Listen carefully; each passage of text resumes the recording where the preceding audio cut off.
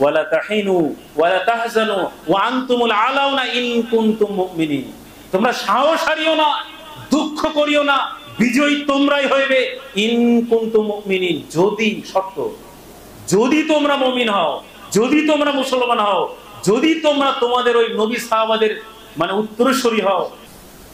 আমি কিছুদিন আগে একটা কথা বলেছিলাম, সবাই বলছিল যে এটা কথা কেমন। আমি বলেছিলাম যে ইসরায়েল আরব বিশ্বের যতগুলো দেশ রয়েছে এদেরকে মানুষই মনে করে না। সেদিন আমাকে একজন বলছে, ভাই তুমি তো ঠিকই বলেছিলাম। কিরকম?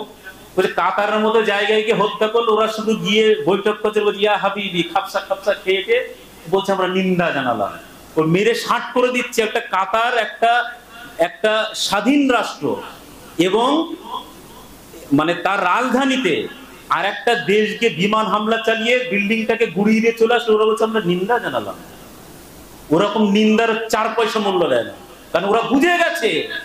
যেমন আপনাকে আমি বারবার বলেছি না যে এখানে যদি একটা বাঘের ছবি লাগিয়ে দেওয়া হয়, একেবারে যে 1-1.5 বছরের বাচ্চা সে এরকম হাত দিয়ে বলবে, ও তো বুঝবে না ওটা হাত কাট দেবে। আর অরিজিনাল বাঘ যদি থাকে আপনাদের আগে ইমাম সাহেব পালিয়ে যাবে। এটা হচ্ছে বাস্তবতা। ওরা বুঝেছে এই মুসলমান সেই মুসলমান না যে আবু বকর, উসমান, আলী, হুজাইফা, আবু দারদা, আবু হুরায়রা, এরা না। এরা তো সব নারী নিয়ে মত্ত, এরা তো সব ব্যবসা বাণিজ্য নিয়ে মত্ত। ওরা ধর্মীয় চিন্তা চেতনা নিয়ে বাইতুল মাকদাস অর্থাৎ মসজিদুল আকসা দখল করেছে। ওরা ধর্মীয় চিন্তা চেতনা নিয়ে আক্রমণ চালাচ্ছে। আর যার ইন্ধনে আক্রমণ হচ্ছে আসলে 8,500 কোটি টাকা দিয়ে তাকে গিফট দেওয়া হচ্ছে বিমান। মূল কারণ হচ্ছে এটাই যে ওরা বুঝে গেছে এরা তারা নয়। অর্থাৎ যে মুসলমান এখন যেমন আমেরিকা সুপার পাওয়ার, আমি কতবার বলেছি খুতবার মধ্যে, তৎকালীন যেমন রোম পারস্য, যেটা আজকের ইরান, তখন ছিল পারস্য, সে ছিল সুপার পাওয়ার।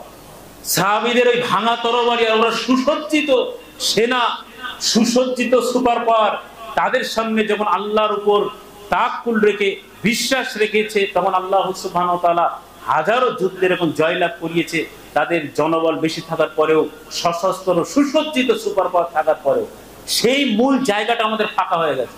আমাদের সব আছে, মূল জায়গা ফাঁকা হয়ে, যেমন বলি কলসির নিচে যদি ফাটা থাকে, সারা দিন ধরে আপনি কল চালিয়ে রেখে দিন, জীবনেও ভরতে হবে না। সুতরাং আপনার যত সেনাবাহিনী থাক, যত যাই থাক, কিচ্ছু হবে না যতক্ষণ পর্যন্ত ওই জায়গা মজবুতি করুন। তারপর দেখা যায় পরমাণু বোমা না থাকলে ইনশাআল্লাহ আল্লাহ বিজয় দেবে। কারণ আমার কথা না, ওয়ালা তাহিনু ওয়ালা তাহজানু ওয়া আনতুমুল আলাউনা ইন কুনতুম মুমিনিন। তোমরা সাহস হারিও না, দুঃখ করিও না, বিজয়ী তোমরাই হইবে ইন কুনতুম মুমিনিন, যদি শর্ত, যদি তোমরা মুমিন হও, যদি তোমরা মুসলমান হও, যদি তোমরা তোমাদের ওই নবী সাহাবাদের মানে উত্তরসূরি হও। তার আল্লাহ